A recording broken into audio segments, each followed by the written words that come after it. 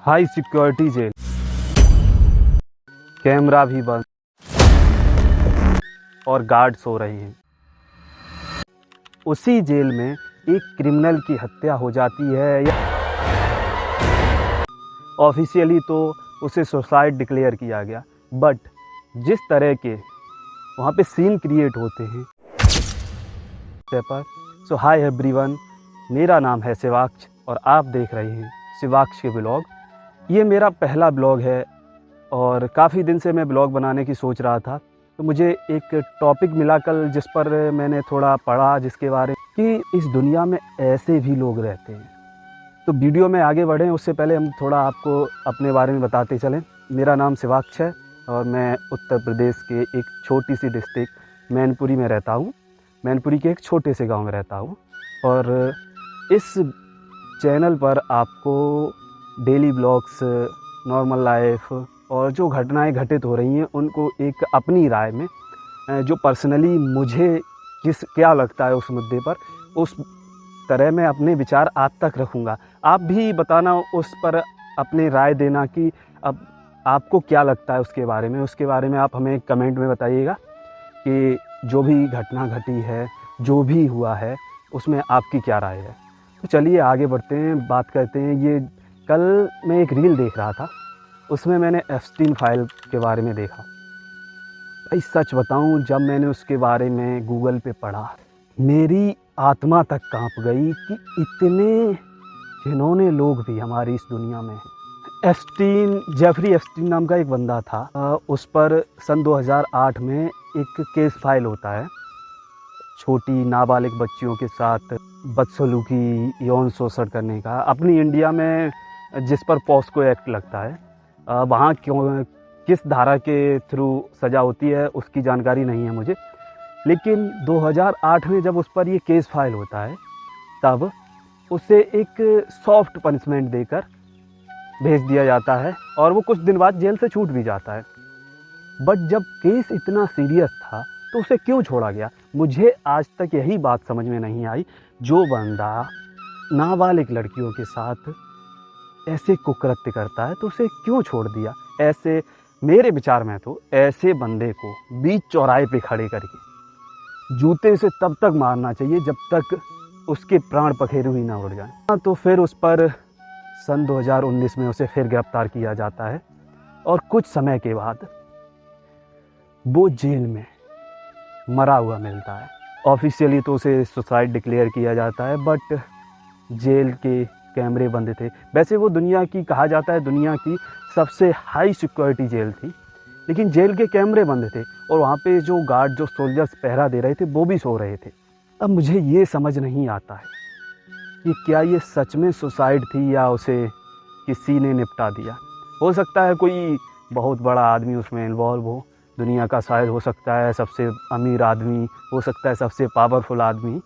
मैं नाम किसी का नहीं ले रहा हूँ, ना मैं किसी पर ब्लेम कर रहा हूँ, क्योंकि किसी का नाम आने से, किसी के ऊपर कोई एक्ट में अपराध दर्ज होने से वो अपराधी नहीं हो जाता जब तक उसकी पूरी जांच पड़ताल न हो जाए, उसकी सच्चाई सबके सामने ना आ जाए। भाई अब मेरा एक सवाल ये भी है जो मुझे समझ नहीं आया कि जब वो बंदा 2019 में मर चुका था, उसके बाद उसकी फाइल को अब 6 साल बाद 2026 में क्यों उजागर किया गया? क्या वजह थी? 6 साल तक उसकी फाइल थी कहाँ? क्या रीज़न था? क्या सिर्फ एक ये कोइंसिडेंस है या कोई किसी का खेल, षड्यंत्र?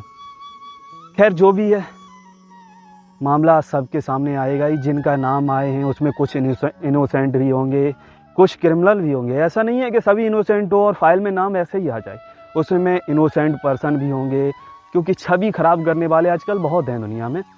हमें किसी के नाम आने से, ऐसे किसी का उसमें नाम आ गया है, उसे इस तरह से जज नहीं करना चाहिए क्योंकि वो इनोसेंट हो और हम उसे जज कर रहे हैं। क्योंकि हमारा जो जज करना है, हम उसे जिस तरीके से देख रहे हैं वो उसके करेक्टर पर उंगली उठा रहे हैं एक तरीके से। आप लोगों को क्या लगता है कि इस मुद्दे पर, जो भी आपकी राय है, कितनी सच्चाई है इस विषय में, कितना इसमें झूठ है, वो आप अपनी राय कमेंट में ज़रूर दीजिएगा। और हाँ, इसी तरह की आपको जैसे कोई भी न्यूज़ मिल जाए, कोई घटना हो जाए आपके आसपास, तो आप हमें भेज सकते हैं, इंस्टाग्राम पर डीएम कर सकते हैं या कमेंट बॉक्स में हमें बता सकते हैं। इंस्टाग्राम की लिंक आपको डिस्क्रिप्शन में मिल जाएगी या चैनल पर इंस्टाग्राम की लिंक पड़ी हुई है, आप वहाँ से हमें इंस्टाग्राम पर जाकर फॉलो भी कर लीजिएगा और हमें डीएम पर अपनी जो भी आपके आसपास घटना हुई है उसके बारे में आप हमें बता सकते हैं। तो भाई कुछ इस तरह हमारी जो राय है, वैसे मैं आपको बताता चलूँ, ये हमारी दुनिया है,